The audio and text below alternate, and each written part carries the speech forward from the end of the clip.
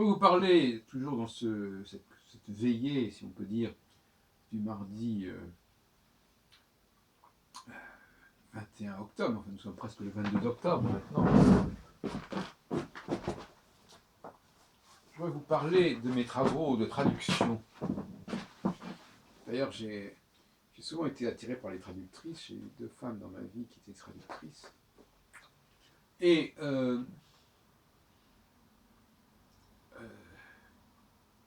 la traduction est un sujet que j'ai rencontré dans ma vie à différentes époques.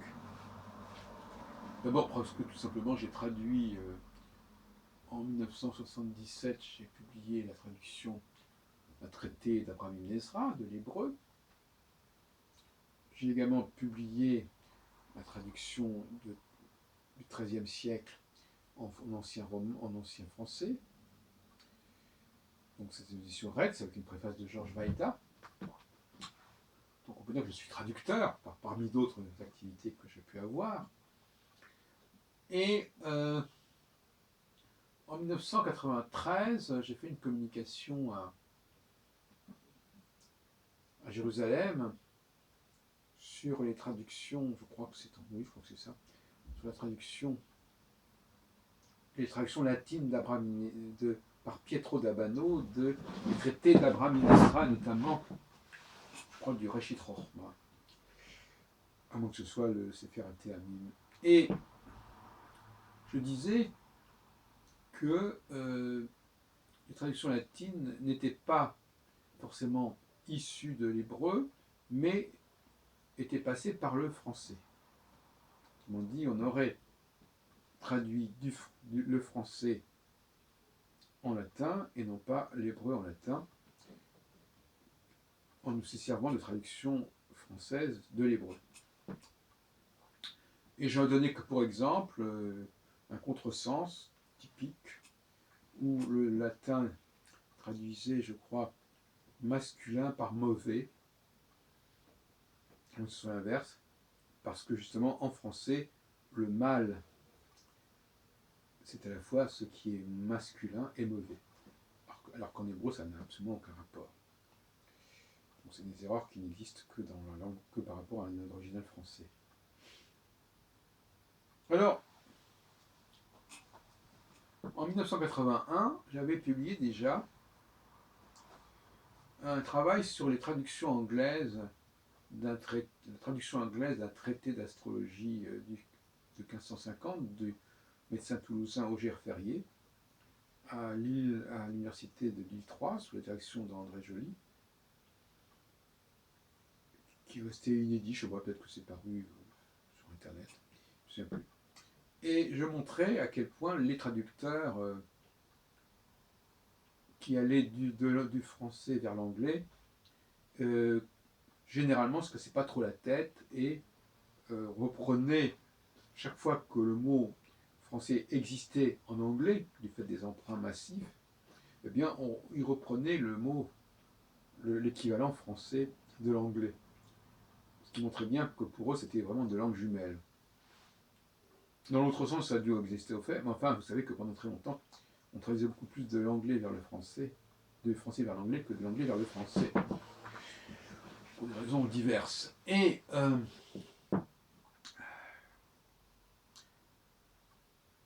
donc, les traducteurs, certes, ils tiennent compte du signifié, mais ils tiennent aussi compte du signifiant.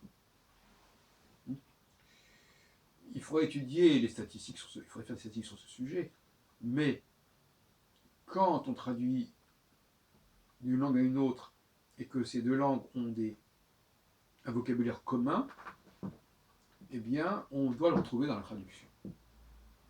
C'est une tentation. Il est un petit peu difficile pour un traducteur du français vers l'anglais de ne pas garder le mot français d'origine. Et d'ailleurs, je dirais même plus, il est possible que dans certains cas, ce soit le traducteur qui a introduit le mot français en anglais. Pourquoi pas? C'est une piste de recherche intéressante. ne trouvant pas d'équivalent en anglais du mot français, eh bien, on francise, on anglicise le mot français, tout simplement. Et ça n'a pas dû se produire si rarement que cela. Je ne dis pas que c'est toujours à l'origine de tous les emprunts linguistiques que l'anglais a fait au français, mais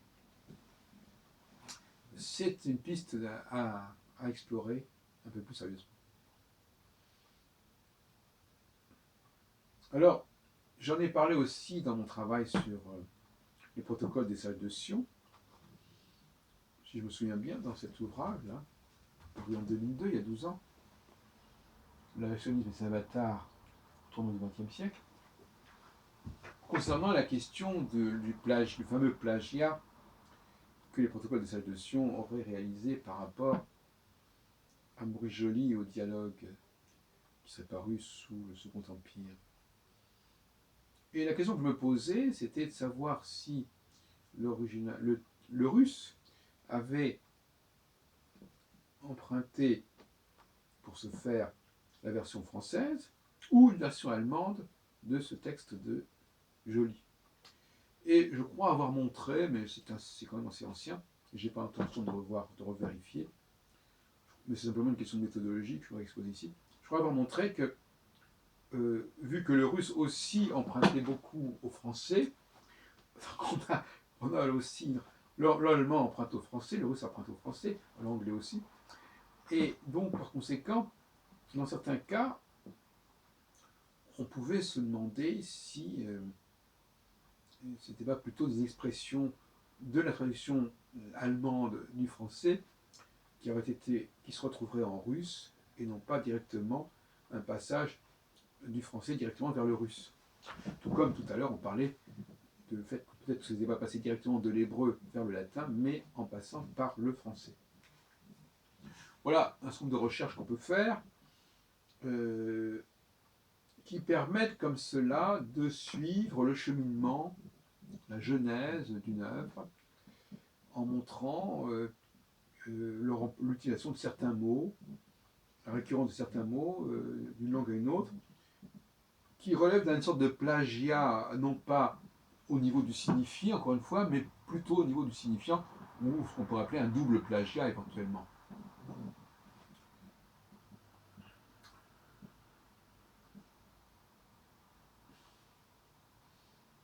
Alors, le cas de l'hébreu israélien est intéressant aussi, parce que quand j'ai appris l'hébreu en 68, il y avait très peu de mots français ou latins en hébreu. Et puis, 40 ans plus tard, ou presque, c'est truffé de mots d'origine latine. Alors, on peut s'interroger là-dessus. Mais je veux dire que le projet d'un hébreu pur n'a pas tenu, a fait long feu. Et notamment même sur le... On peut dire que maintenant, on peut dire qu'on ne peut pas faire une phrase en hébreu, notamment dans les journaux ou à la télévision, sans employer un mot d'origine latine. Alors, est-ce que c'est du français? Est-ce que c'est du russe? Est-ce que c'est de l'anglais? Est-ce que c'est de l'allemand? Est-ce que c'est de l'espagnol? Il y a plusieurs pistes possibles. Le mot revolutia, qui remplace le mot hébraïque mapera, est-ce que ça vient probablement du russe, mais le russe vient ici de l'Ouest, enfin, c'est des influences françaises ou peut-être allemandes sur le russe. Intelligenti, ça peut venir du français, ça peut venir de l'anglais. Il faut voir comment ça se prononce exactement. L'autre jour, je faisais remarquer à une de mes ex-compagnes qui venait me voir à Paris qu'elle ne savait pas que les noms des mois en hébreu, enfin en Israël, étaient tous d'origine allemande. On avait purement et simplement, alors c'est d'ailleurs assez surprenant, mais Januar, Février, März, etc. C'est typiquement l'allemand, elle ne le savait pas. Elle croyait peut-être que c'était du français ou de l'allemand ou de l'anglais, mais elle ne savait pas. Donc il faut arriver on arrive comme ça à retrouver des traces historiques, c'est-à-dire que par le biais des emprunts linguistiques, on arrive à retrouver, à avoir des pistes de recherche, d'investigation qui ne sont pas inintéressantes. Tout comme par exemple, quand j'ai traduit, mais c'est pas paru, je crois que c'est paru, enfin plus ou moins, le Brihad Jataka de Varamihira, qui devait paraître dans la collection de René Allot, bibliothécaire médical, finalement la collection a cessé de fonctionner. Et ben, il y a par exemple beaucoup de mots d'origine grecque, de terminologie grecque, dans le traité astrologique de Varamihira, ce qui est tout à fait caractéristique d'une influence occidentale. Alors le grand mystère, évidemment, c'est pourquoi y a-t-il des emprunts linguistiques, hein. Et deuxième mystère, pourquoi garde-t-on souvent le signifiant, c'est-à-dire le mot étranger est conservé dans la langue d'emprunt, alors qu'on pourrait trouver des calques. Il existe aussi des calques. S'il fallait travailler sur les calques, on n'aurait pas fini de s'amuser. Je prends par exemple le mot wahrscheinlich en allemand, parce que wahrscheinlich, ce n'est pas un calque du français vraisemblable, qui a donné d'ailleurs en français, en anglais likely, qui ne veut rien dire, parce que ça veut dire comme, mais il y a le mot true, ou enfin, il y a un mot qui a disparu, donc on a des calques qui sont tronqués en plus. Bon. Mais pourquoi emprunte-t-on? Aujourd'hui, l'anglais, le français emprunte assez nettement à l'anglais, pas dans les proportions, bien sûr, des autres langues par rapport au français. Actuellement, on entend tout le temps burn-out. Il n'existait pas ça il y a quelques années, mais enfin, comme on met déjà tout un ensemble de out, ben, on en a pris un autre, un supplémentaire. C'est comme un événement, quelque part.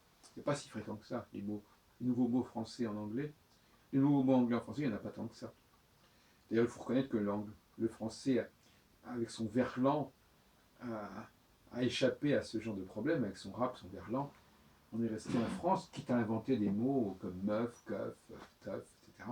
Mais c'est quand même préférable que d'emprunter des mots anglais, qui sont d'ailleurs souvent des mots français qui sont passés en anglais et qui reviennent en français. Par exemple, le mot entry dans les ordinateurs, bon, bah, c'est de l'anglais, mais ça vient du mot entrée français.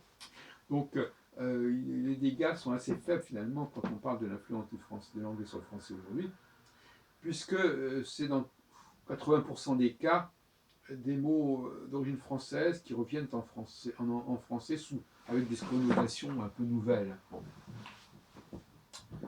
Mais reste la question de la crise que représente l'emprunt et qui vient de l'incapacité à utiliser les mots locaux et à leur attribuer de nouvelles significations.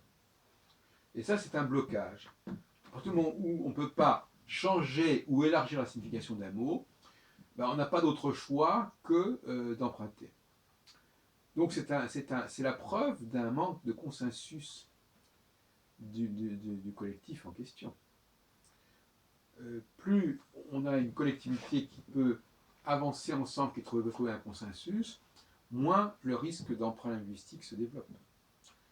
Donc toute utilisation de mots étrangers est l'expression d'une crise de consensus. Voilà ma thèse.